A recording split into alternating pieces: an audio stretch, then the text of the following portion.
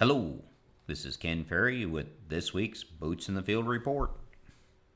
Wow, what a difference 4 days makes in the neighborhood. Here locally, a lot of guys got back in on Sunday and have been pouring the coals to it ever since. The guys up north and the guys in the southern part of the state still at a standstill with the rain that they received, pushing some of them to look a lot harder at preventive plant now that June 5th has passed. On these prevent plant acres, we need to have a plan on what we're going to do with those. I know the insurance company doesn't care what you do with them. If you choose to let them grow up in weeds or keep them clean, the check's going to be the same. Letting them grow up in weeds is not an option for you or your neighbor. I had one grower jokingly say, I'm going to let it grow up in weeds, and then I'm going to put a sign on it that says I'm in the pollinator program. Because all the fields in the pollinator program around me have pretty much been taken over by weeds, and nobody will know the difference. Well, the problem is we have to farm this ground next year, and letting it go to weeds will create enough seed bank to last us for 20 years.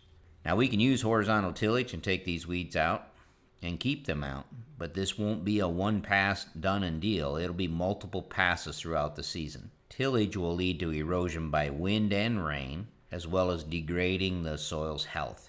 In my opinion, this is not a viable option. We can use a combination of mowing and spraying. Once again, one mowing or one spraying is not going to do the trick. We're going to have to use them intermittently multiple times. Mowing water hemp will not stop them from going to seed. They'll put seed on even if they're only 4 inches tall. This is something we've learned here in the alleyways at our Corn College event site. The other option is to clean them up and put a cover out there, to help control the weeds, capture nutrients if they're already applied, protect the soil from erosion, and a potential to build some soil health. Soil that sits fallow all year with nothing growing on it will be lacking in biological activity when we put it back into a crop next year, and it'll have a slow start to it. I think the best choice to handle these preventive plant acres is to put a cover of some sort on them. Guys that have never dealt with cover crops have been asking, what do we plant? Where do we source cover crop seed? There are a lot of places that you can get cover crop seed and someone to help you pick what cover to use, depending on what it is you would like to accomplish with that cover besides weed control. Now, for you guys up north, one supplier we have used in our plots that has been very helpful is Jim and Josh Ift up there at Fairbury. A number of guys are wanting to use 1.5 bushel, 2 bushel of oats as their cover and are asking if we know where to source bulk oats. Where can we get semi-loads or tandem loads of oats for cover? Again, looking for feed oats, not certified and cleaned or bagged oats. One place I know of sourcing feed oats is the Bellflower Feed Mill in Bellflower. You can take your trucks and go get the oats, or they can deliver it to you with their bulk trucks into your seed wagons. Now, I'm sure there are many more places to source seed, but those are two that I know of right now. I do recommend seeding these covers with drills or air seeders to get a good stand and get them off and going before it gets too hot and too dry out there. This week was a big week in the plots. Like you, the crew has put in some long hours, which I'm very grateful. Plot partners have been very patient with us, and I'm very grateful for that as well. This week we planted the last teaching block for our soybean college, where we're looking at row spacing, population, variety, and fertilizer applied with the planter to see what mix is going to give us the most pods on these later planted beans. As you all know, our plots are replicated on multiple farms. This year they will be too. Just some of them will be planted a month later than others. This will make for some pretty interesting comparisons this fall. It'll be interesting as we look at our hybrid plots and see how the yield results looks from some of these plots that are planted 30 days later. I'll go on record to say the yield leaders in these plots will be changing throughout the harvest season as far as some of those full season hybrids. It'll be interesting to see how they perform planted in different places 30 days apart. For the fields that were planted early, this week has kicked off what we call the ugly corn week. Fields that looked good last Thursday are turning different shades of yellow and green this Thursday. That's because soil microbes are finally cranking up and triggering the carbon penalty. The past few days is the first time tilled soil smells like tilled soil. That distinct aroma you smell when a field is tilled is given off by soil microbes. Up until this week, it's been more of a sour smell due to lack of oxygen in the soil and hence low microbial activity. This week, finally, the soil is drying out enough to wake up the soil biology. I know you're thinking, my agronomist is weird, he's smelling soil. But I can't help myself. So the return of fresh tilled soil smell is a good thing. It's indicating that our soil is awakening, but it also brings on the carbon penalty as these little critters gobble up everything in sight. We can see in our plots where we applied nitrogen with the planter big differences in corn growth. Last week it was just height. This week it's height and color as well. Normally we have deeper roots when this kicks in, giving us a little better chance to stay green. But this year with the late planted corn and shallow roots, it's turning even the corn on bean stubble yellow. This is one of the reasons why we suggested to stay with the starter on your planter as it got late. As growers call in, they said, well, how much is the yield hurt? Will this hurt yield my yellow corn showing up? Well, it will lower yield potential and most likely yield on those G hybrids that flex in girth.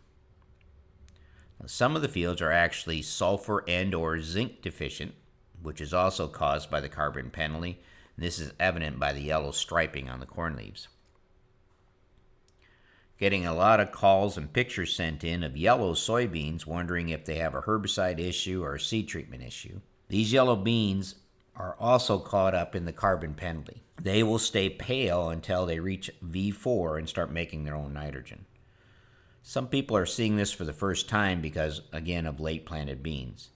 Normally, when the carbon penalty kicks in the corn, our beans are at a stage where they're making their own nitrogen and we don't show the symptoms.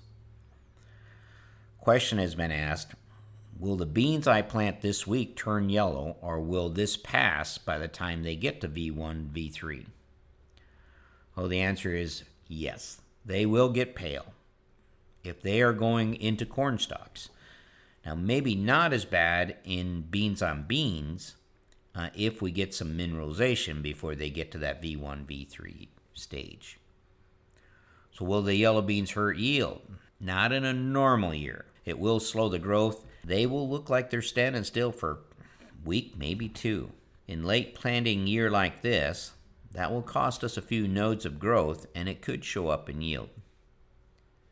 We do not have a lot of plots to pull from when we're trying to get a handle on what effect this has. But we do have a lot of plots out this year where we put fertilizer on the beans with the planter, and it should create some interesting data this fall. We've been doing service calls for replant on both corn and beans. A lot of these fields were planted in what we called that 80-20 condition, where 80% of the field was fit, 20% wasn't. The fields that I've looked at, I'm going to say right now it's about 50% of that 20% needs to be replanted. Pest bosses, if you have drones, get them up and get pictures of these holes from the air. Then go visit the holes and make a decision on what to replant. Mark it on the map, on your aerial image map, and then give that to the operators so they know which ones you've designated as needing replanting. In most cases, the original stand is completely gone, which makes the decision of replanting easier and becomes just a drop and plant deal. Pest teams need to be out now getting a good handle on potential replant areas as you're scouting for insects and weeds. We've had some nitrates coming through as the guys are side dressing that 30% that got planted on time. As we would expect, the more rain the nitrogen application has seen, the more missing nitrogen we have. As you guys pull these samples, do a good assessment of what you think this yield potential is. Look at the uniformity of the stand and come up with what your expected yield potential is. Don't let the coffee shop tell you what your potential is. Remember, yield goal is important in how we assess your nitrogen needs, so be sure to fill it out on the submittal sheets. If you don't, Katie will be giving you a call. Putting down, I don't know, or as much as possible for a yield goal doesn't work in our nitrogen calculator. One thing I need to address is something that has passed by me a couple times this week that has me concerned. Growers have been told by a seed salesman that they can broadcast up to 120 pounds of 28% liquid on top of 10-inch tall corn. Please don't do this or let your neighbor do this. If you do, you will have refried beans instead of corn. Will corn survive this? Yes, but it'll be seriously set back, something we don't want this year. My guess is he meant urea and said UAN, or it got messed up in translation. You can spread dry urea or ammonium nitrate over the top of corn. You'll get some burn, but it's manageable. There will be no podcast next week. Zachary and I will be going to Canada to work on a trade agreement. We hope to trade some of our time and money for some of their fish.